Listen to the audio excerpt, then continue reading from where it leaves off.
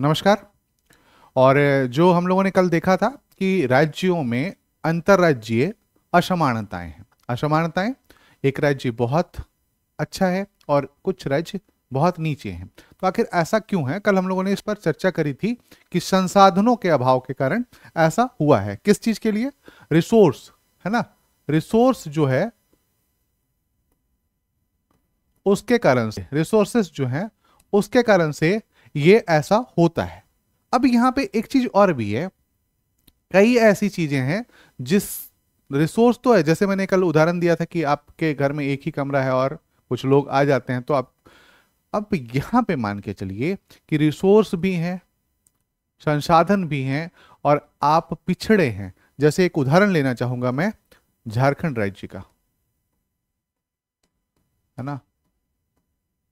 झारखंड राज्य जो 37% मिनरल्स रखता है पूरे इंडिया का। क्या रखता है? 37% मिनरल्स रखता है पूरे इंडिया का, और आज भी पिछड़ता जा रहा है, पिछड़ता हुआ राज्य है या पिछड़ा हुआ राज्य कह सकते हैं।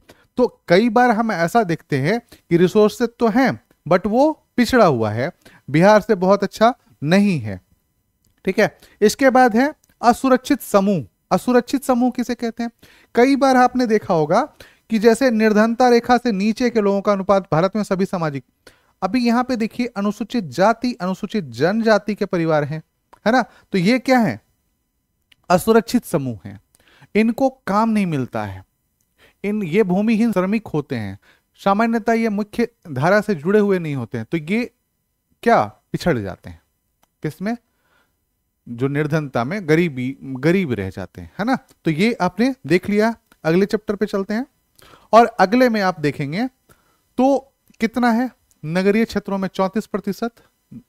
आपने देखा होगा जो अनुसूचित जाति जनजाति के लोग हैं, अनियत मजदूर निर्धनता रेखा के नीचे हैं, उसमें 34% अनियत कृषि श्रमिक हैं ग्रामीण क्षेत्र में, और 29% अनुसूचित जातियां भी निर्धनता में आती हैं। तो अब यहां पे देखिए कि कई बार किसी जातीय समूह में जन्म लेना भी पिछड़ेपन का एक कारण बन जाता है ना। यह ध्यान रखिएगा, कई बार हमने देखा है कि ऐसे समूह में जन्म लेना भी एक पिछड़ेपन का कारण बन जाता है।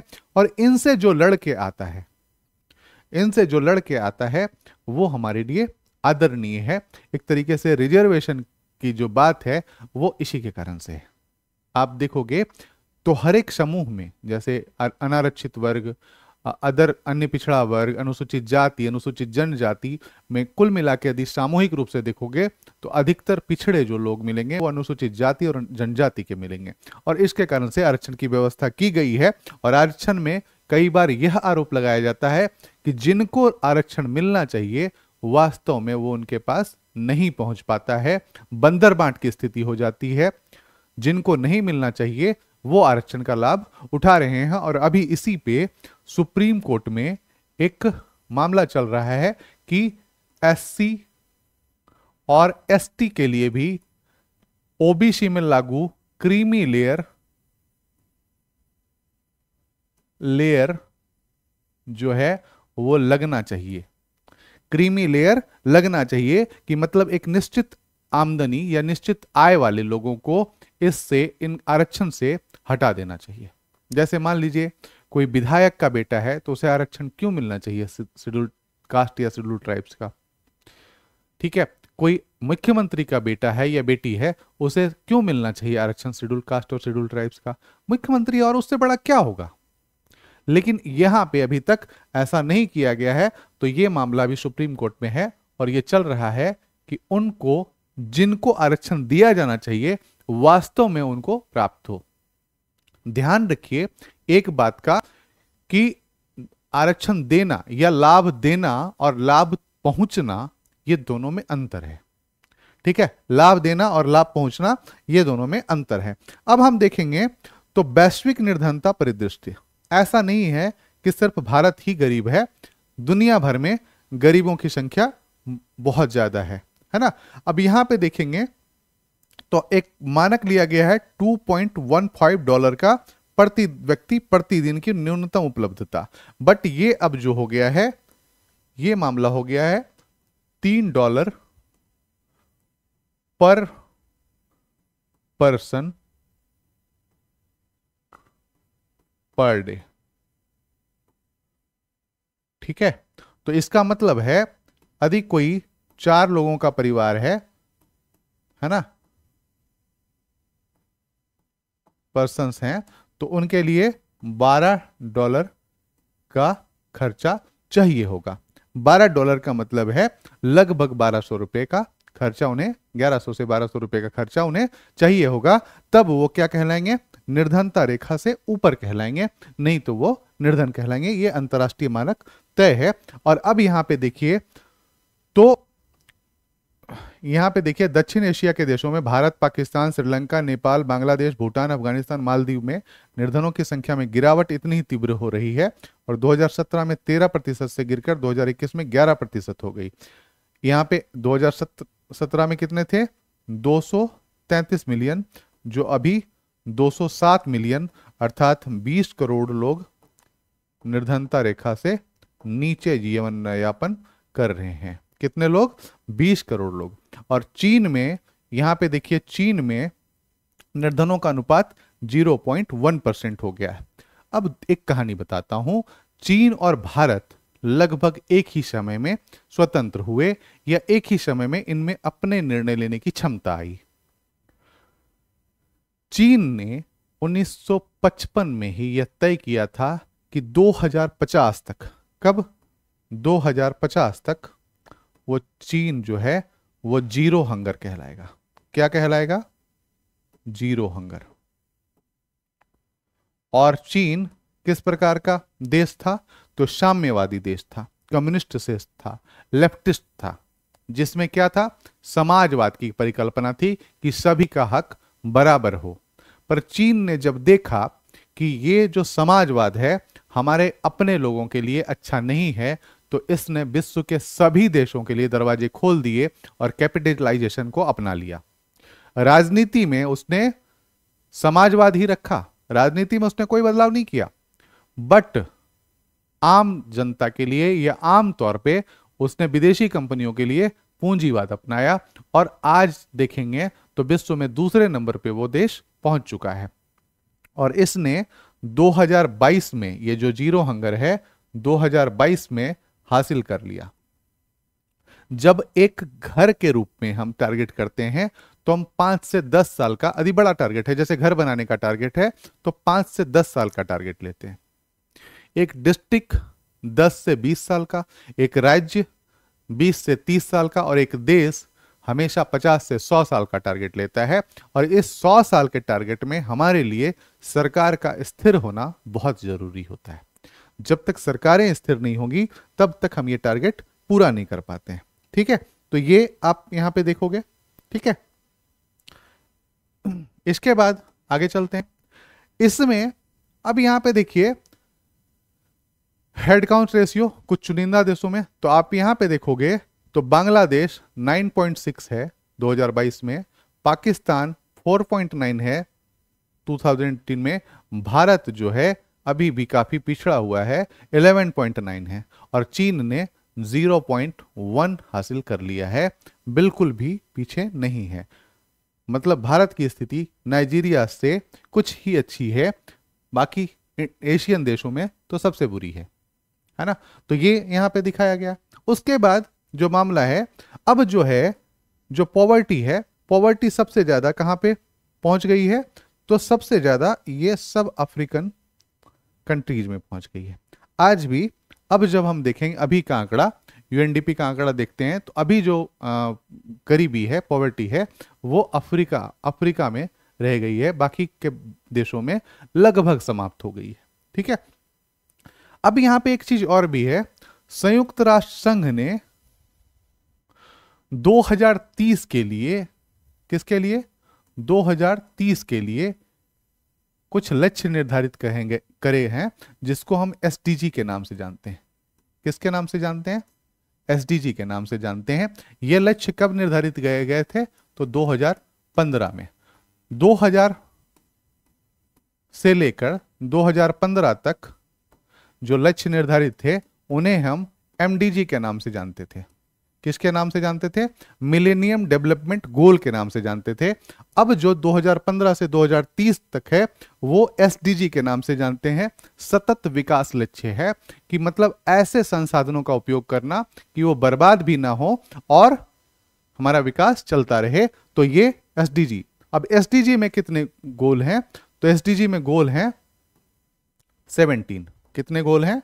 17 गोल हैं। और जो पहला गोल है वो है जो पहला गोल है वो क्या है?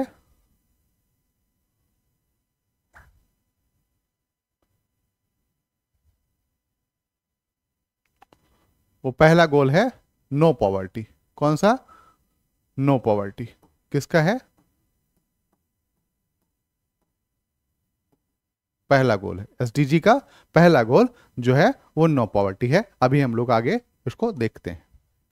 जो सबसे पहला गोल है कोई गरीब नहीं, है ना, कोई गरीब नहीं। आप यहां पे देख पा रहे होंगे कि ये जो पूर्व एशिया एवं प्रशांत क्षेत्र था ये इसकी हिस्सेदारी 1990 तक सबसे ज्यादा था और सब सहारा अफ्रीका की जिम्मेदारी इस लेवल पे थी। और अब ये जो है सब सहारा अफ्रीका की हिस्सेदारी सबसे ज्यादा हो गई है, बाकी की सब कम हो गई है। यहां पे देखेंगे तो दक्षिण एशिया की हिस्सेदारी भी काफी थी और अब क्या हो गया है? इसकी जो हिस्सेदारी है वो कम हो गई है ना। तो अब यहां पे देखेंगे तो ये कम हो गया है ना, ये धीरे धीरे आके कम हो गया है। 2025 तक तो ये इस लेवल पे आ गया है और 2030 तक लगभग शून्य हो गया है। तो आप यहां पे देखेंगे निर्धनता से संबंधित तो एक तो कोई गरीबी नहीं, दूसरा है जीरो हंगर संबंधित, अच्छा स्वास्थ्य, 3 गुणवत्ता की शिक्षा चाहिए, लैंगिक समानता छोड़ देंगे, स्वच्छ जल चाहिए, तो 1 2 3 4 6, सस्ती और स्वच्छ ऊर्जा चाहिए 7 और 8 ये चाहिए। और ये यदि एसडीजी गोल हैं, इन्हें यदि मिल जाए तो निर्धनता को दूर करने में ये सहायक होंगी। कौन कौन से गोल होंगे? तो एक एसडीजी गोल कौन कौन से? 1 2 3 4 6 7 और 8 ये शुरुआती 5 को छोड़ के ये सारे गोल हैं जो पॉवर्टी एलिमिनेशन में बहुत सहायक होंगे। ठीक है, तो एसडीजी गोल किसके द्वारा? संयुक्त राष्ट्र संघ के द्वारा दिया गया है। सबसे पहले देखिए एसडीजी 1 का जो लक्ष्य है 2030 के मध्य तक कम से कम सभी डायमेंशन में, आयाम में, निर्धनता में जीने वाले सभी उम्र के पुरुषों, महिलाओं और बच्चों के अनुपात को कम करना है। क्या कम करना है? सभी तरीके से, मल्टी डायमेंशनल। ऐसा नहीं कि सिर्फ भूख मिटानी है, स्वच्छ जल भी मिलना चाहिए, इलेक्ट्रिसिटी उपलब्ध हो, है ना, शिक्षा उपलब्ध हो, स्वास्थ्य उपलब्ध हो, जीवन स्तर ऊंचा हो, है ना, सैनिटेशन उपलब्ध हो। ये सभी क्षेत्र में कम करना एसडीजी 1 का लक्ष्य है। ठीक है, तो ये आपका हो गया। आगे चलते हैं। इसके बाद जो है निर्धनता के कारण क्या है? अब सबसे बड़ी बात है कि औपनिवेशिक सरकार ने क्या करी? पारंपरिक हस्तशिल्पकारी को नष्ट कर दिया। आखिर निर्धनता आई कहां से? जब भारत एक समृद्ध देश था तो आपने देखा होगा जो ब्रिटिश गवर्नमेंट आई और उसने क्या करा? आर्ट एंड क्राफ्ट जो यहां बनता था उसको पूरी तरीके से नष्ट कर दिया। लोग स्वावलंबी थे, वो क्या करने लगे? मजदूर बन गए, है ना। आपने देखा होगा कि कई लोग जो बुनकर थे वो बहुत अच्छे कपड़े बनाते थे, ढाका का मलमल था, वो सब क्या करने लगे?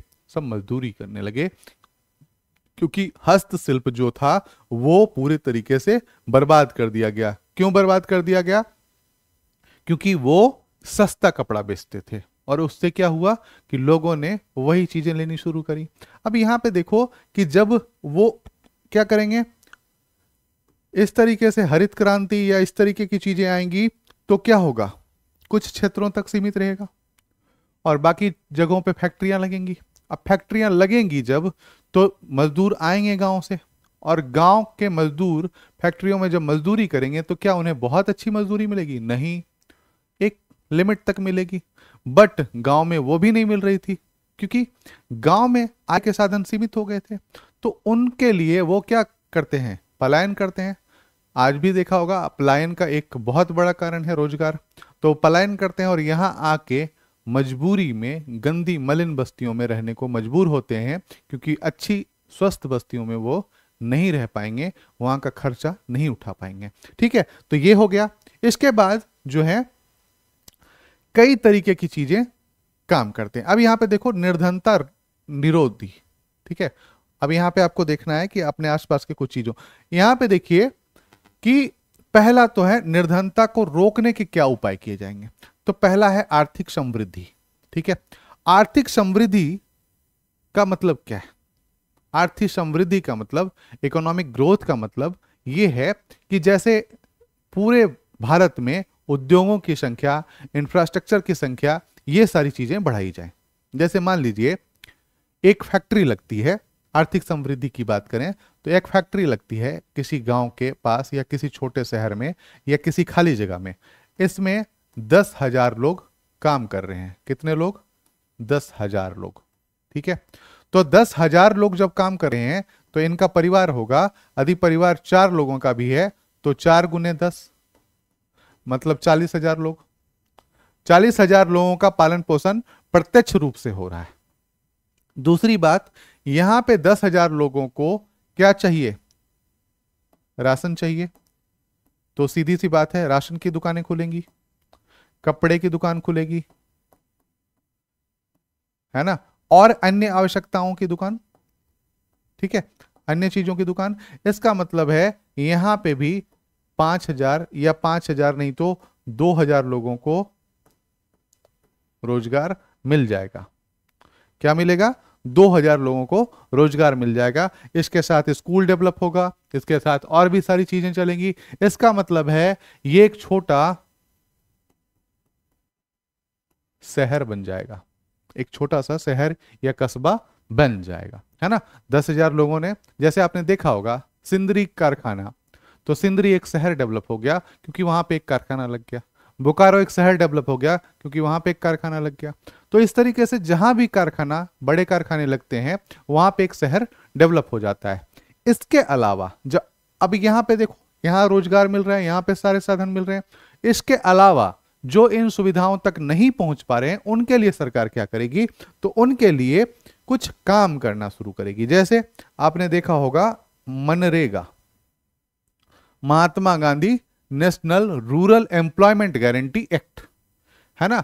इसके तहत क्या 100 दिनों का रोजगार दिया जाता है। जो भी रोजगार करना चाहे, है ना, साल भर में 100 दिनों का रोजगार उपलब्ध कराया जाता है। दूसरा क्या है? तो प्रधानमंत्री पोषण शक्ति।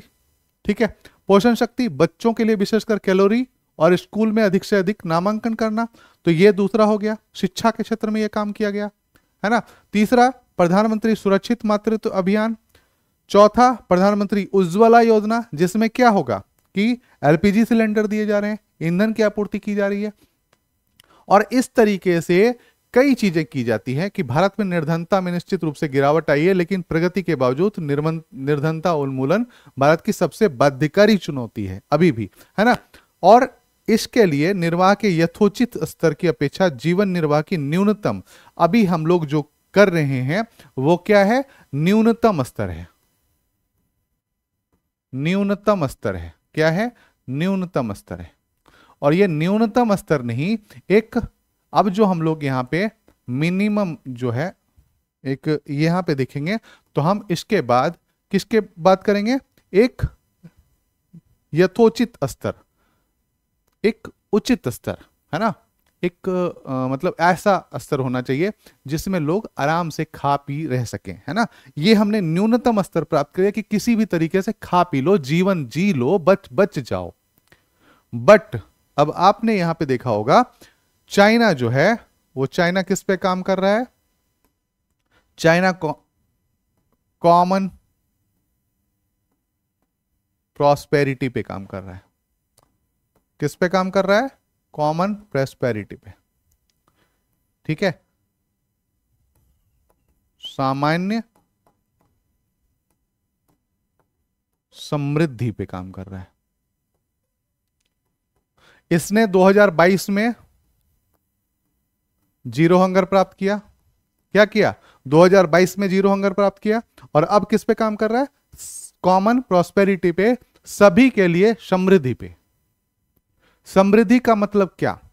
जैसे हम लोग देखते हैं ना प्रॉस्पेरिटी, है ना, कब? दीपावली में हम लोग एक संदेश भेजते हैं, तो ये कॉमन प्रॉस्पेरिटी पे काम कर रहा है कि मतलब आम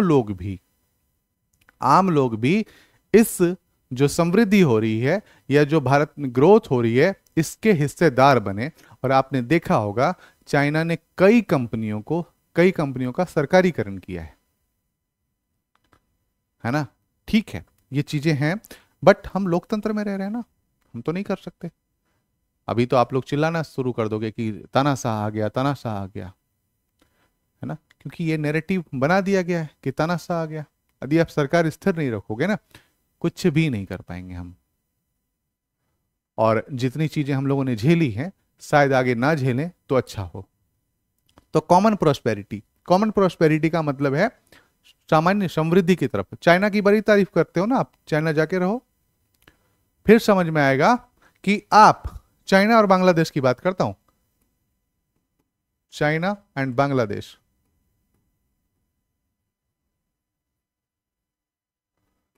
है ना, इनमें से 14 से 16 घंटा काम करना अनिवार्य है।